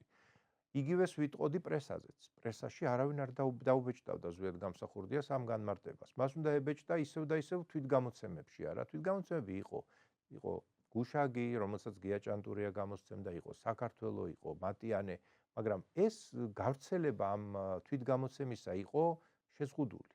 დიახ. ნუ რამდენი კაცი წაიკითხავდა ამას. ალბათ დაიბეჭდებოდა სიტყვაზე 700 ცალი და გადაცემის, ხელიდან ხელში გადაცემის პრინციპით მაქსიმუმ 7000 კაცი წაიკითხავდა. მაქსიმუმ. დიახ. აი ეს არის სურათი, როდესაც ვიწყებთ ფიქრს და გახსენებას იმ პერიოდის მოვლენების. 1989 წლის 9 აპრილის თემას მინდა შევეხოთ, ბუნებრივია და ზვიად გამსახურდია და 99 წლის 9 აპრილის კონტექსტი. როგორ მივიჩნიოთ აი ზვიად გამსახურდიას როლი რა იყო? ის იყო ორგანიზატორი თუ იდეოლოგია ამ ეს არ იყო ყველაფრის? ერთადერთი ორგანიზატორი, ნამდვილად არ იყო. ის იყო ეროვნული განმათავისუფლებელი მოძრაობის ერთ-ერთი ლიდერი მერაბ კოსტავასთან ერთად დიახ. და იქ ახალგაზრდა ლიდერებიც იყვნენ. დიახ, აი რა ტიპის ლიდერად მივიჩნიოთ იცით ის? საქმე რაში, აი მე მახსენდება ასეთი რამ, რომ ჯუმბერ პატიაშვილმა ერთხელ მერაბ კოსტავას უთხრა, რომ მოდი იქნებო შევხვდეთო მე შენ და ზვიადიო და დავილაპარაკოთო, რაღაცები ერთად გადავწყვიტოთო. კარგიო, მერაბს უთქვამს, მეო ვეტყვიო ზვიადსო და გაგიბრუნდებიო მალეო და მართლაც დაბრუნდა რამდენიმე დღეში და ეუბნება ზვიადს გადავეციო შენი ნათქვამი და ძალიან გაუხარდაო, თქვა რომ აი ეხლაო ჩვენ სამნიო მართლაცო დავჯდეთო და მოვიფიქროთ აი ნაბიჯებიო, როგორ მივიდეთ საქართველოს დამოუკიდებლობის გამოცხადებამდეო. ეს რა თქმა უნდა სრულიად ახალი მოტივი იყო, რამდენადაც იმ პერიოდში 9 აპრილამდე საბჭოთა კავშირის არაფორმალური მოძრაობები, არაფორმალებს უწოდებდნენ მათ. ვერსად ვერ ბედავდნენ პირდაპირ დამოუკიდებლობის მოთხოვნას. იმ დროს ბედავდნენ მეტ პერესტროიკის მოთხოვნას, მეტი გლასნოსტის მოთხოვნას, ანუ საჯაროობის. მოითხოვდნენ ავტონომიების და რესპუბლიკების საზღვრების გადასინჯვას, მაგალითად, მთიან ყარაბაღში, მაგალითად, მოლდავეთში. მოითხოვდნენ ასე ვთქვათ, ეკონომიკურ თავისუფლებას, მაგრამ პირდაპირ სუვერენიტეტის გაზრდას მოითხოვდნენ, მაგრამ ვერავინ ვერ ბედავდა, მოეთხოვა პირდაპირ დამოუკიდებლობა და 9 აპრილს ჩვენ ფაქტურად სოფლიოს უთხარით, რომ ჩვენ ვითხოვთ არა ვიღაც ოზგანის ან ვიღაცა ფაჩულიას დასჯას, არამედ მოვითხოვთ საქართველოს დამოუკიდებლობას. თან ვერ მოვთხოვთ იგივე ოზგანის და ვიღაც ფაჩულიას დასჯას საბჭოთა, ასე ვთქვათ, ხელისუფლებას, ცენტრალურ ხელისუფლებას, რომელსაც ჩვენ მივიჩნევთ კოლონიზატორულ ხელისუფლებად, იმიტომ რომ ჩვენ საბჭოთა კავშირში არასოდეს არ შევსულვართ, საბჭოთა კავშირი შემოიჭრა საქართველოში და დაიპყრო იქ.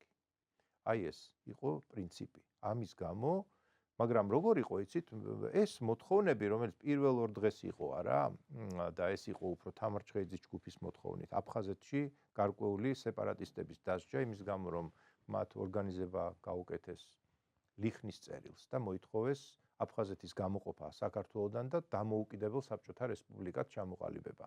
აი ეს მოთხოვნები მაინც სადღაც დარჩენილი იყო და როდესაც ზვიად გამსახურდია იმ სვეტებთან ესაუბრება ერთ-ერთ მაღალჩინოსანს და იმას იგონებს იგი. იმას უთხრას მეუბნება რომ 15 წუთში უნდა დაშალოთო. მე კი უპასუხეო რომ 15 წუთში აქ ვერავინ, ვერც ერთი ლიდერი ამას ვერ დაშლის. აქ არის სხვა განწყობა, გამორიცხულია.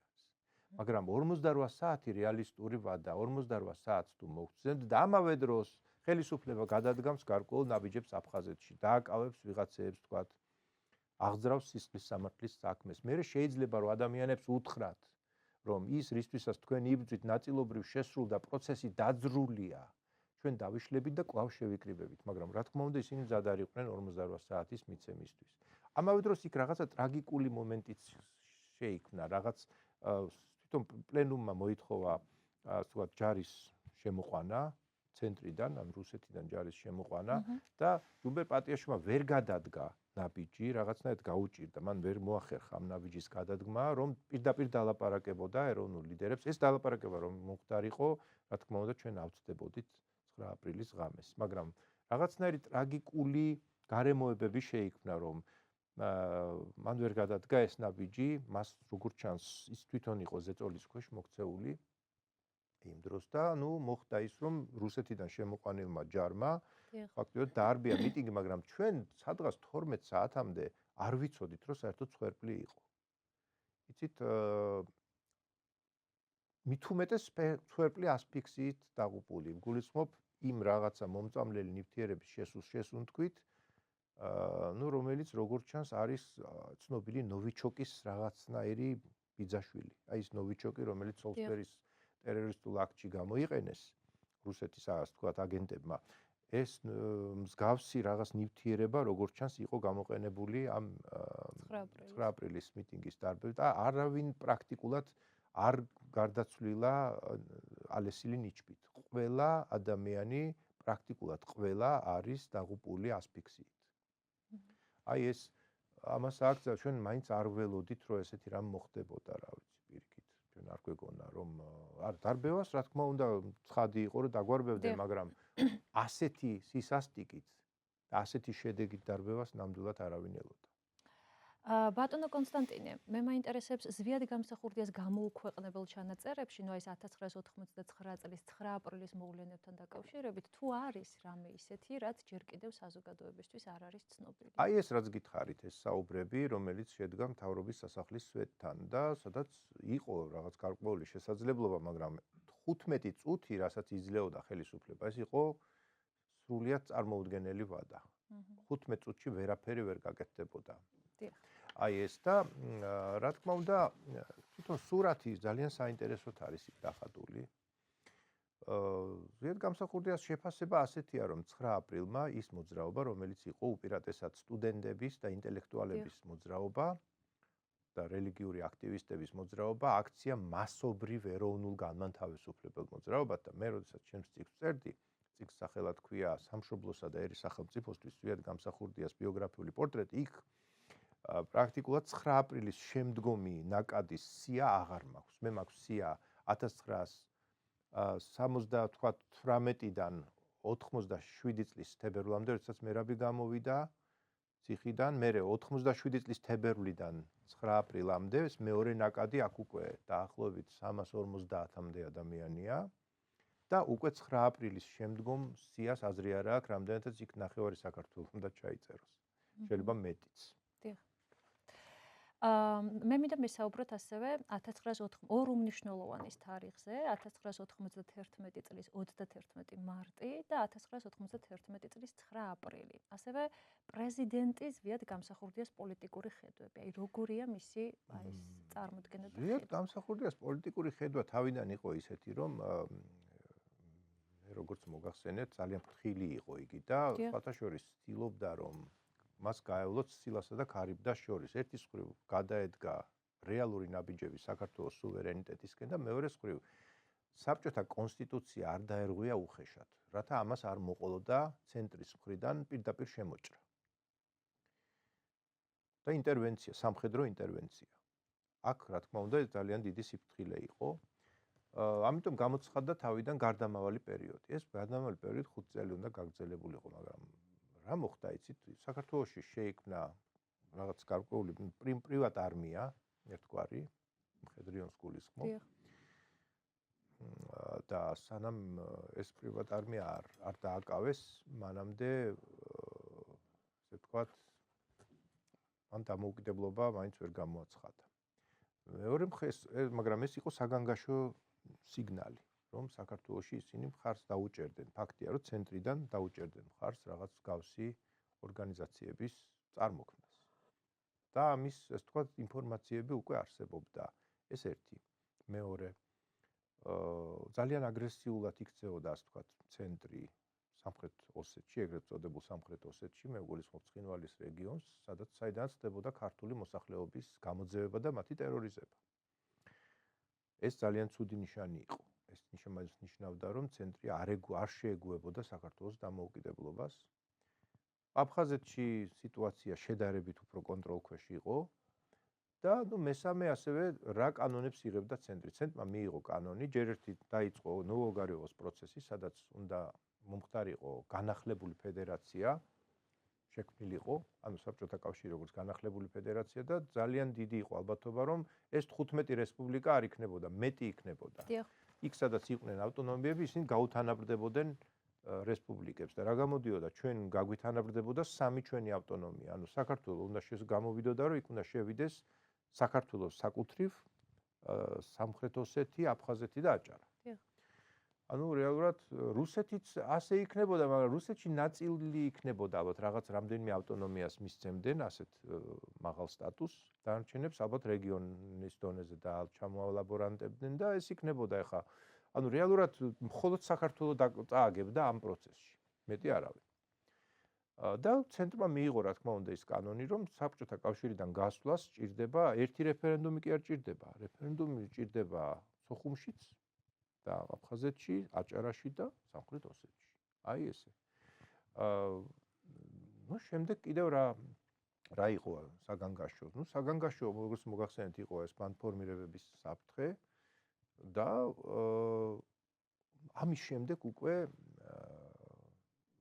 ჩატარდა რეფერენდუმი 17 მარტს, გინდათ თუ არა შენარჩუნდეს საბჭოთა კავშირი. ჩვენ ვიცით, რომ ეს რეფერენდუმი მთელ რიგ ადგილებში არ ჩატარდა, მაგრამ ბევრ ადგილას ის ჩატარდა. ანუ ამან გორბაჩოვს ხელები გაუხსნა, რომ დაეწყო საუბარი საბჭოთა კავშირის როგორც განახლებული ფედერაციის შექმნაზე, ახლიდან შექმნაზე. აი ამას მოყვა უკვე 31 მარტის რეფერენდუმი და 31 მარტის რეფერენდუმიდან ძალიან მალევე 9 აპრილს მოხდა საქართველოს დამოუკიდებლობის აქტის მიღება 1918 წლის 26 მაისის დამოუკიდებლობის აქტის საფუძველზე. რატომ 9 აპრილს? იმიტომ რომ ამ დღეს დაიღუპნენ ის ადამიანები, რომლებიც იქ იყვნენ აქციაზე და რომ მოყვნენ დარბევაში და რაღაცნაირად მათ მიეძღვნა ეს, მათ ხსოვნას მიეძღვნა ეს. დიახ. აქ ზოგიერთ ტვინ გადაბრუნებულ ადამიანს და ტვინ გამორეცხილ ადამიანს გონია, რომ ეს რაღაცა სიკვდილის კულტია და რაღაც მსხვერპლის კულტი, არავითარი მსხვერპლის კულტი აქ არ არის და არაფერ შუაში არ არის, უბრალოდ ეს ადამიანები დაიღუპნენ მამულისთვის ბრძოლაში, როგორც არაერთხელ მომხდარა საქართველოს ისტორიაში და მაგასთან მათ მიეძღვნა ეს დღე. რომ ეს დღე არ არის მხოლოდ გლოვის დღე, არამედ ეს არის გლოვის და ტრიუმფის დღე ერთსა და იმავე დროს. როდესაც მოხდა დამარცხება, დამარცხებაა ცხადია, როდესაც უდანაშაულო ადამიანები და ამდენი ახალგაზრდა ადამიანი იქნება მოკლული ჩვენს თვალწინ და გამარჯვება, როდესაც ქვეყანა აღწევს იმ დამოუკიდებლობას, რასაც ის ადამიანები, ვინც დაიღუპნენ, მოითხოვდნენ აქციების დროს. ბატონო კონსტანტინე, მე მაინტერესებს თქვენი პერსპექტივიდან, თქვენი თვალით დანახული, აი როგორ გახსოვთ 91-92 წლების სამხედრო გადატრიალება, რომელსაც მოიხსენიებენ ძალაუფლებისთვის ბრძოლად და როგორ ფიქრობთ, რა უფრო ღრმა ფაქტორები მოქმედებდა კულისებში და აი ამ მოვლენებიდან იყო თუ არა რამე ისეთი დეტალები, რომლებიც განზრახ დარჩა ჩრდილში? ამასწინოთ გლებ პავლოვსკიმ, რომელიც იყო პრეზიდენტ პუტინის მრჩეველი გარკვეულ პერიოდში და ახლა პოლიტოლოგია, განაცხადა, რომ საბჭოთა სივრცეშიო არსებობდაო ერთგვარი პოსტსაბჭოთა მეტერნიხიზმიო. ავსტრო-უნგრეთის ცნობილი საგარეო საქმეთა მინისტრის სახელის მიხედვით, რომელსაც უკავშირდება ევროპული კონსერვატიული წესრიგი მე-19 საუკუნეში ნაპოლეონური ომების შემდეგ. დიახ. ანუ ლაპარაკი იყო იმაზე, რომ საბჭოთა რესპუბლიკებში ყველგან არის რაღაც გარკვეული ლეგიტიმაცია, ლეგიტიმური ხელისუფლებებია და მათი ლეგიტიმაცია არ დგას კითხვის ნიშნის ქვეშ და არ არანაირი ალტერნატივა არ განიხილება და მათვე აქვს ასევე ლეგიტიმაცია, რომ გადასცენ ხელისუფლება მომდევნო ხელისუფლებას, რომელსაც ისინი შეარჩევენ. ერთადერთი გამონაკლისიო წერს გლებ პავლოვსკი იყო საქართველოს, სადაც ზუსტად გამსახურდიას ხელისუფლება ასეთად არ განიხილებოდაო. იქ მოიაზრებოდა ადამიანი, რომელიც საბჭოთა კავშირის დაშლის შედეგად დარჩა უმუშევარი, იმის გამო, რომ მისი, ასე ვთქვათ, სამსახური, საგარეო საქმეთა სამინისტრო გაუქმდა. საბჭოთა კავშირი აღარ არსებობს.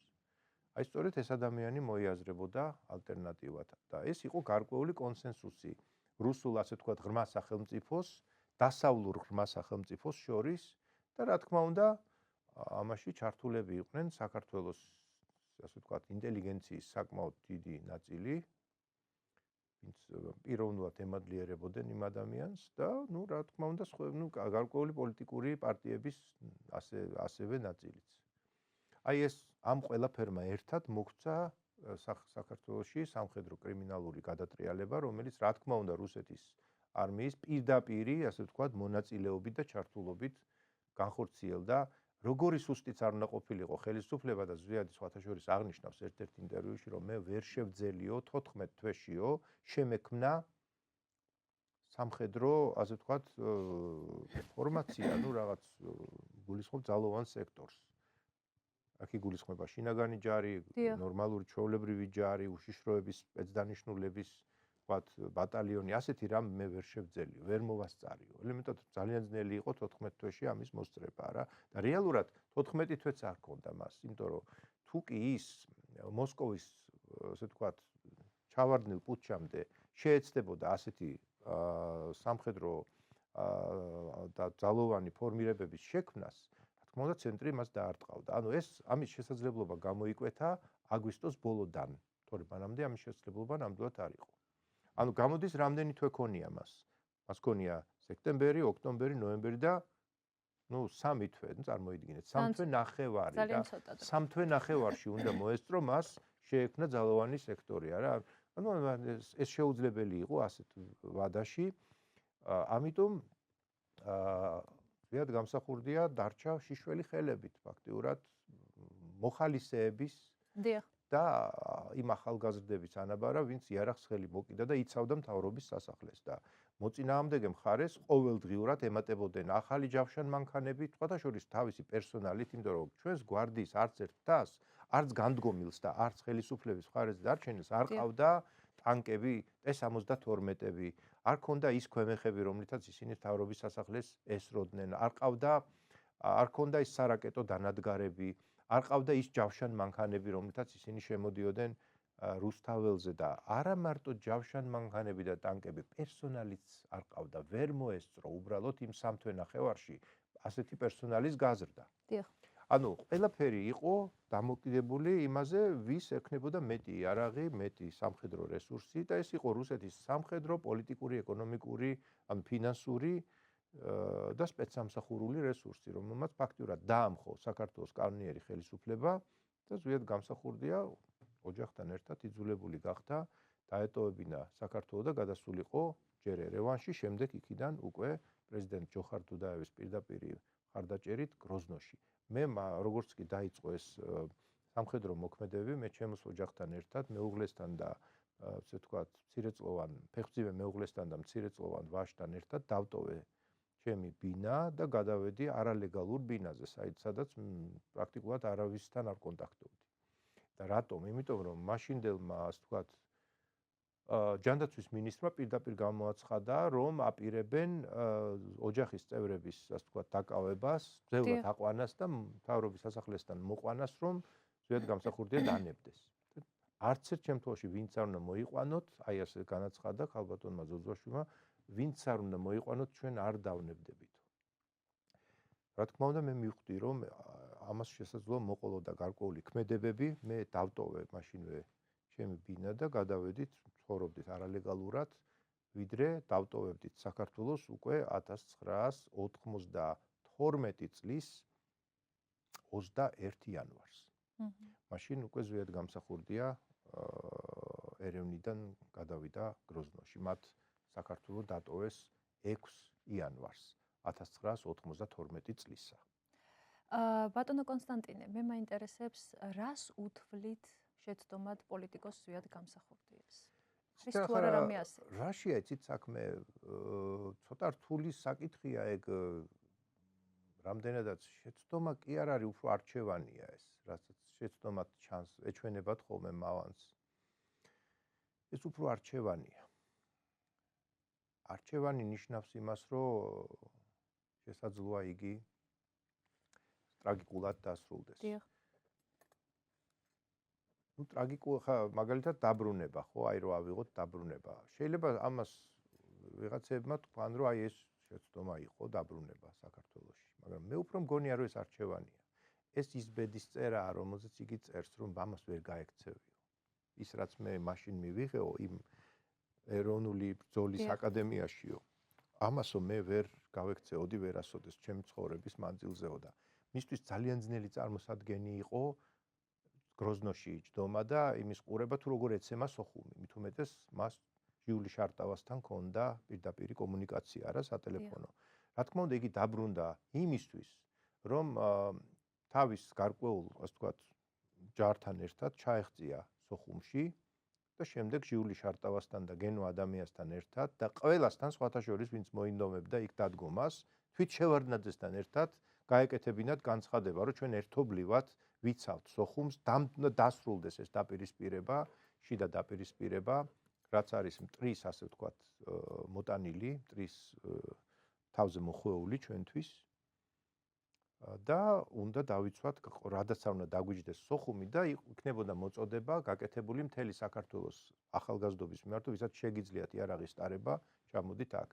ნუ მანდ იყო ესეთი პრობლემაც კიდევ, რომ სოჭის ხელშეკრულების შემდეგ, რომელიც დაიდო 1993 წლის ივლისის ბოლოს, მთელი მძიმე შეიარაღება გაიტანეს სოხუმიდან და ჩაიტანეს ფოთში და ამ დროს, როდესაც უკვე ფოთში მათი დეპონირება მოხდა რა, ესე ვთქვათ, დაყენება მოხდა ფოთში, რუსმა სამხედრო ინსტრუქტორებმა ბევრ მათგანს გაუფუჭეს ლულა, ან თქვათ დააზიანეს, რომ მათი გამოყენება არ მომხდარიყო. მიუხედავად ამისა, ტექნიკა საკმაოდ იყო და ეს შეიძლებოდა ამ ტექნიკის გამოყენება აფხაზეთში. მოგეხსენებათ, რომ ვიდრე დაიწყებოდა აფხაზეთის ომი, ხუნტას, ასე ვთქვათ, რუსულმა ჯარმა მისცა საკმაოდ დიდი იარაღი. რატომ მისცეს? იმიტომ რომ ეს ომი უნდა დაწყებულიყო. დიახ. და შედეგი მათ ძალიან კარგად იცოდნენ, რა შედეგითაც დასრულდებოდა ეს ომი. ანუ ზედგამსახურდია პრაქტიკულად შეეწირა აფხაზეთს. აფხაზეთის ის ჩამოვიდა, რათა მომხდარიყო გარკვეული გამთლიანება ფრონტების. ნუ რა თქმა უნდა, მანამდე იყო მცდელობა ბობოყვათის რეზიდენციაში მოხდა შეხვედრა ზვიადისა და თქვათ ედუარდ შევარდნაძის წარმომადგენლებს შორის. de facto და კანონიერი ხელისუფლების წარმომადგენლები ერთმანეთს შეხვდნენ და იმსჯელეს, რამდენად იყოს შესაძლებელი ერთობლივი არჩევნების ჩატარება.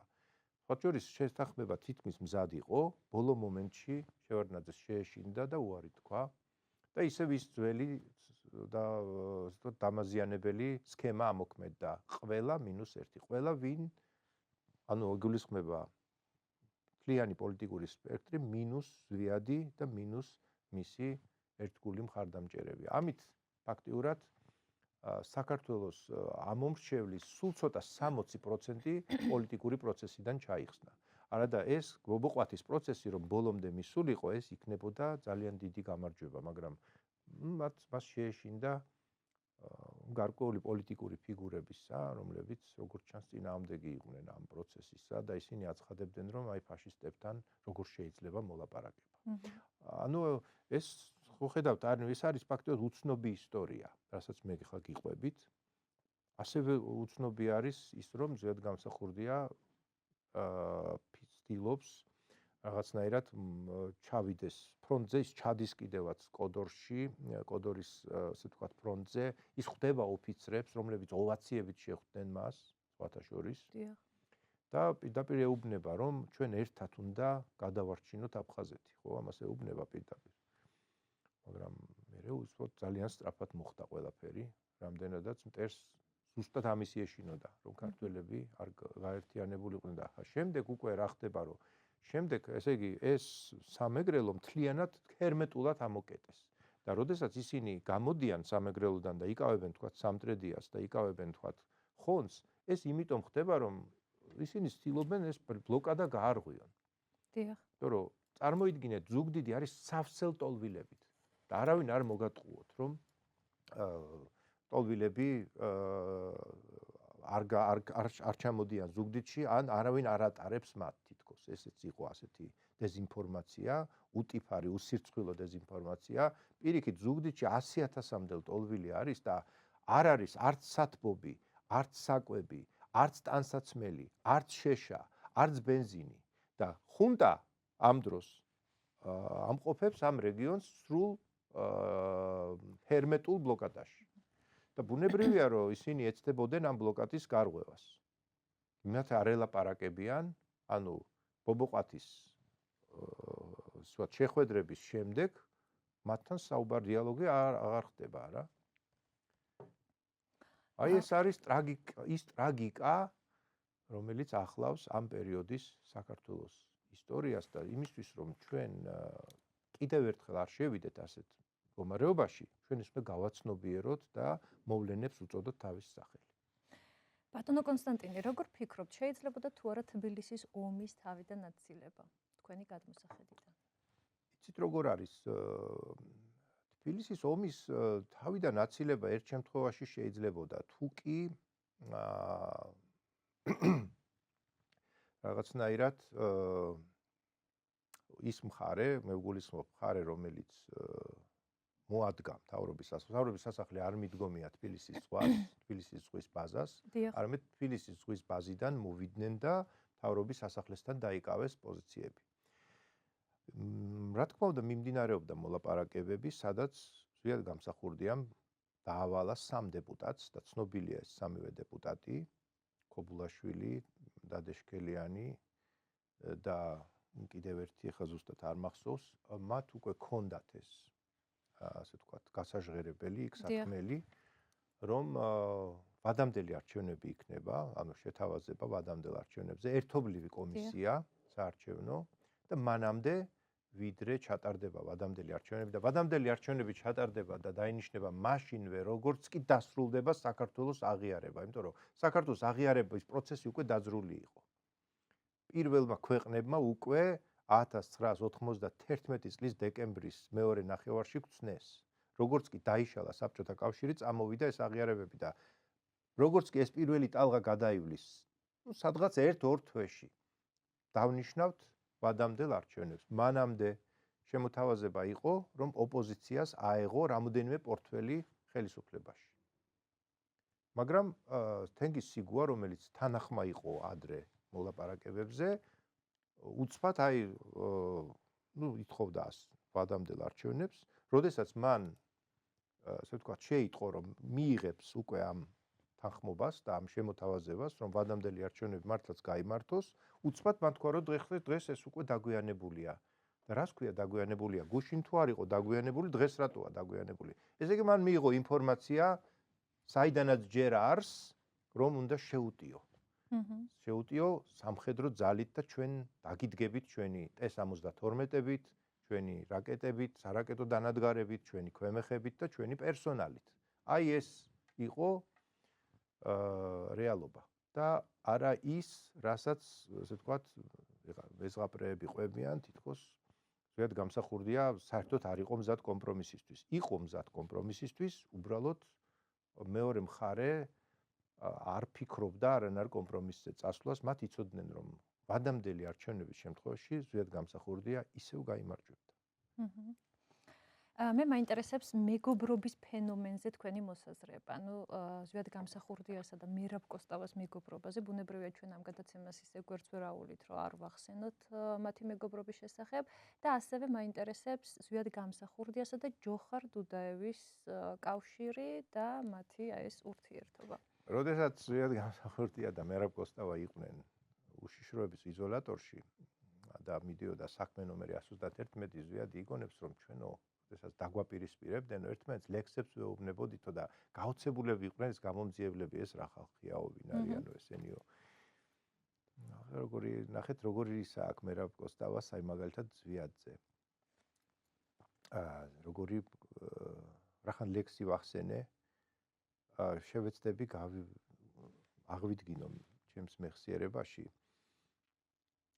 მაგისთვის გაგთქვამს ზეცა და მყარი და ქარიშხალი ზღვებზე მქუხარი, კვლავ გაიელვებ სიმართლის ფარით, რწმენის სამკლავით და საფუხარით, გადაიჭრები გზნებით მყოფათში, დაემკვიდრები ხალხში მითივით, ზეაღმართული ჩვენს ეპოქაში, მიქელანჯელოს კუშტ დავითივით, ხომ ხედავ, როგორ გართულდა ომი, ვახთუ ძალები შემომელია, თუმცა მარადის ვარ თანამდგომი ავთანდილობა ერთობძნელია, ბოროტებისთვის მუქაფის მგებელს საქმენი ქველნი არ დამიგმია, მაგრამ სვებედის საწყისთა მძებნელს ერთი ამბავი ვერ გამიგია, სხვებზე უმეტეს თუ გაისარჯეროს ჩამოგეჭრა, ხმა ედემისა, მოყვასისათვის რადგან ისაჯე, ღირსო უკვდავთა დიადემისა.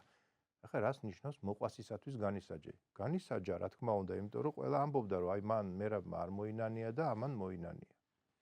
მონანიება რა იყო, მე თქვენ აგიხსენით, ხო, რომ ეს იყო ტაქტიკური ნაბიჯი და ასე ვთქვათ, გაძევების თავიდან არიდება. აი ამას ამბობს მერაბი. ნუ ზვიადის პასუხი რა არის ერთზე?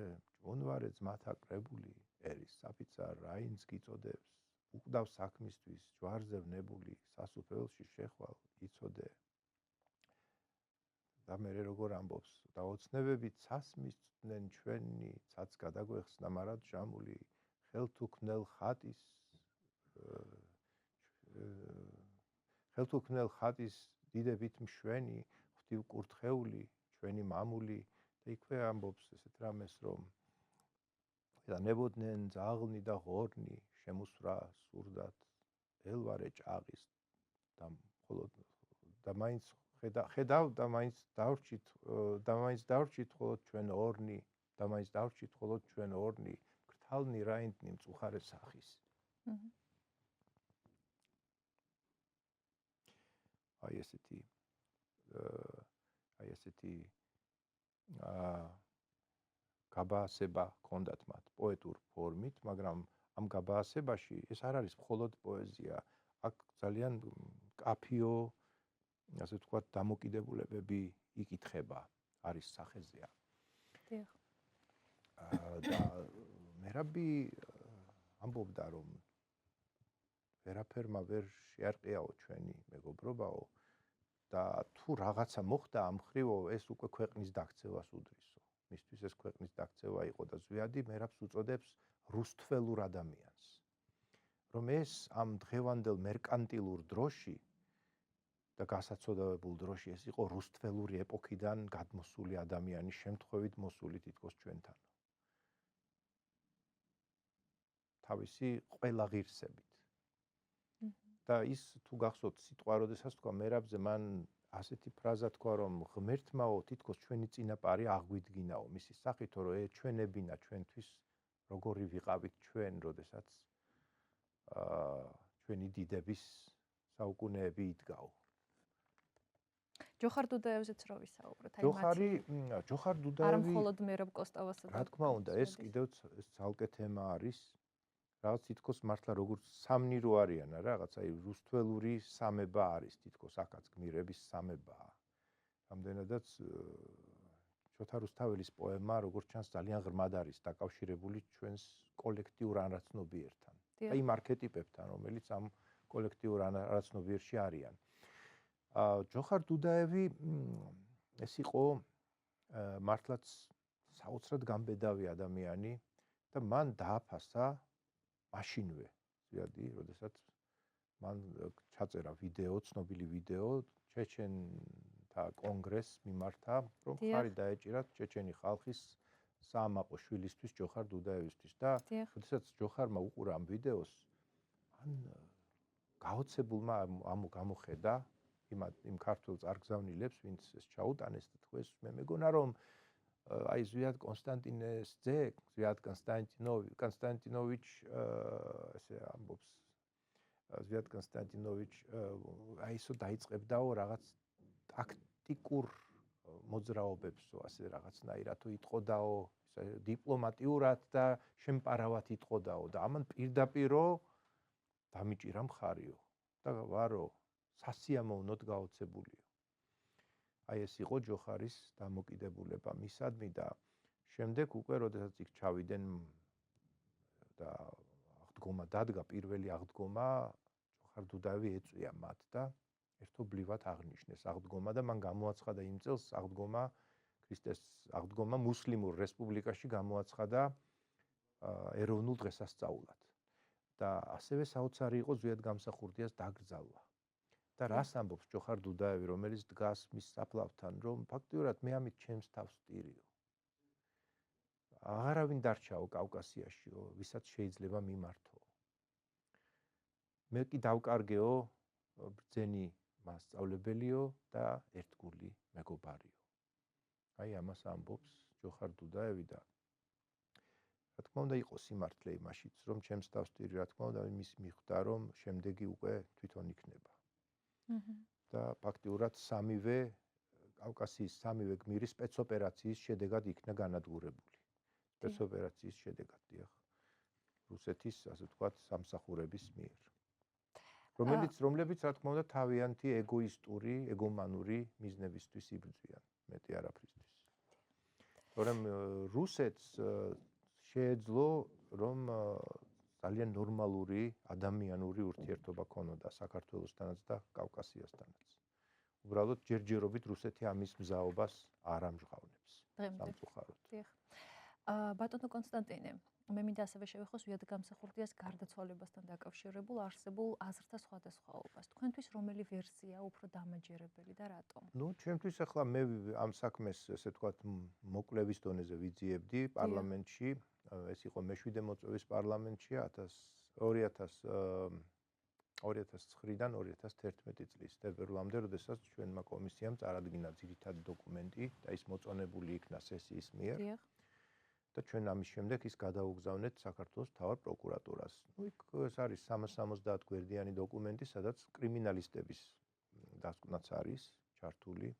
აქ არის ზოგადად შესწავლილი 9 ტომეული პროკურატურაში დაცული მასალებისა და ჩვენ დავადგინეთ, რომ ეს არის არასაკმარისი გამოძიება, საერთოდ ეს არის გამოძიების იმიტაცია. ეს არ არის გამოძიება და არადამაკმაყოფილებელია. რა თქმა უნდა, ჩვენი მოწმენა გამოკითხვების ჩავატარეთ. კრიმინალისტური, ესე ვთქვათ, კუთხითაც შევისწავლეთ ეს ამბავი, ეს შემთხვევა და ვედით იმ დასკვნამდე, რომ ძალიან ბევრი წინააღმდეგობა ახლავს, რამდენიმე ათეული წინააღმდეგობა ახლავს მთავარი მოწმეების განცხადებას თვითმკვლელობაზე, რომელიც მომსწრენიც ისინი არ არიან, მათ პოსტფაქტუმ გაეღვიძათ რაღაც და რაღაც სცენა ნახეს და დაასკვნეს, რომ ეს არა უნდა ყოფილიყო, ეს არის მათი ლოგიკა. ეგრეთ წოდებული მძინარე მოწმეების. თქვენი ვერსია რა არის ყველაზე დამაჯერებელი? ვერსია ეს არის მკვლელობა. დიახ. ჩვენ მოსკოვში ჩავწერეთ იგორ გიორგაძე, რომელიც იყო ასე ვთქვათ, უშიშროების მაღალჩინოსანი და უშიშროების ხელმძღვანელი შევარდნაძის დროს და მან განგვიცხადა, რომ როდესაც მან იგრძნო შევარდნაძისგან, რომ მას ცოცხალი ზვიადი არ ჭირდებოდა, თითქოს იგი გაემიჯნა შევარდნაძეს და უთხრა, რომ მე ესე ვთქვათ, ამ საქმეში აღარ ჩავერევი და შეგიძლიათ ჩემი მოადგილე, ასე ვთქვათ, ავთანდილ იოსელიანი გამოიყენოთ. ამავე დროს იოსელიანმაც, ავთანდილ იოსელიანმაც და იგორ გიორგაძემაც ორივემ დაადასტურეს, რომ მართლაც ორი ჯგუფი, სპეცჯგუფი დაძდევდა, ყვალში ედგა პრეზიდენტს, ერთი ეს იყო ჯგუფი რეალიზატორი, უშიშროების ჯგუფი იყო ეს და მეორე შინაგან საქმეთა სამინისტროს ჯგუფი, გენერალი გია გულუას და ხელმძღვანელობით და შოთა კვირაიას, ასე ვთქვათ, ბრძანებით. და მის, ასე ვთქვათ, მის პირად კონტროლზე აყვანილი. აი ეს არის ის, რაც ჩვენ მოვიკვლიეთ. მერე რა არის, იცით, კრიმინალისტიკა აჩვენებს, რომ შეუძლებელია, რომ ადამიანმა სტეჩკინის პისტოლეტი ასეთნაირად გამოიყენოს, რომ დახრილი, ასე ვთქვათ, ტრაექტორიით მოიკლას თავი, ეს პისტოლეტი ხელში დარჩეს და კალთაში ჩაიდოს, არც გადავარდეს. და რაც მთავარია, არანაირი არც სტანცმარკა დარჩეს. სტანცმარკა ეს არის ის კვალი, როდესაც მიბჯენით ხდება სროლა და მიბჯენის გარეშე თვითმკვლელობა ეს სრულიად წარმოუდგენელია. აი ეს არის ძალიან ბევრი ესეთი წინააღმდეგობა და შეუსაბამობა, რომელიც ამოტივტივდა ამ მოკვლევაში. ეს ყველაფერი არის ამ წიგნში ძალიან მკაფიოდ. ეს წიგნი არის ერთგვარი, წიგნად გამოვიდა, იგი არტანუჯმა გამოსცა 2013 წელს და ეს წიგნი არის ერთგვარი საგზაო რუკა, რომელსაც ვერც ერთი გამოძიება გვერდს ვერ აუვლის. სამწუხაროდ დღეს ეს პროცესი სტაგნირებს. ძალიან სამწუხაროა. ბატონო კონსტანტინე, მე ასევე მაინტერესებს, როგორ ფიქრობთ, ვიადგამსახურდია, როგორც საქართველოს პირველი პრეზიდენტი, არის თუ არა შესაბამისად დაფასებული დღევანდელ საქართველოში და რა არის მისი მემკვიდრეობიდან ყველაზე დამახინჯებული, ასე ვთქვათ, ნაწილი თანამედროვე დისკურსში? ყველაფერი დამახინჯებულია, მე ვიტყოდი, აი ვერ გამოვყოფ ვერაფერს. რაც დამახინჯებული არ არის. რა თქმა უნდა, იგივე მისი დაბრუნების ისტორია, 9 აპრილის ისტორიას დამახინჯებას ცდილობენ, აი ახლაც სოციალურ ქსელებში იყო ასეთი მცდელობა და ყოველ წელს არის მცდელობა. პუტჩის ამბები დამახინჯებულია, არის ცნობილი არიან ის ადამიანები, მე მათ ირონიულად გმირებს უწოდებ, პუტჩის გმირები, რომლებიც დღესაც ურცხვად და უტიფრად ცდილობენ, რომ ასე ვთქვათ, გააყალბონ ისტორია. აფხაზეთში მისი მონაწილეობის ამბავი არის ასევე დამახინჯებული. ბევრი რამ არის, მოკლედ. ისევ ის ზოგჯერ ის მონანიების ამბავიც ამოტივტივდება ხოლმე. იქაც ცდილობენ, რომ რაღაც ისე არ წარმოაჩინონ, როგორც მე დღეს წარმოვადგინე საქმე. დიახ, და ბოლო კითხვა ბატონო კონსტანტინე, რომ გქონდეთ შესაძლებლობა დღეს ერთი კითხვა დაგისვათ მისთვის, რა იქნებოდა ეს კითხვა? ეს კითხვა ალბათ ჩვენს მომავალზე იქნებოდა. რა მოგველის? რამდენიც მას ჰქონდა მართლაც წინასწარმეტყველური უნარები და ბევრი რამე წინასწარმეტყველა. ძალიან დიდი მადლობა საინტერესო საუბრისთვის. მე შეგახსენებთ, რომ ჩემი სტუმარი გახლდათ საქართველოს ეროვნული ბიბლიოთეკის გენერალური დირექტორი, ისტორიის დოქტორი ბატონი კონსტანტინე გამსახურდია.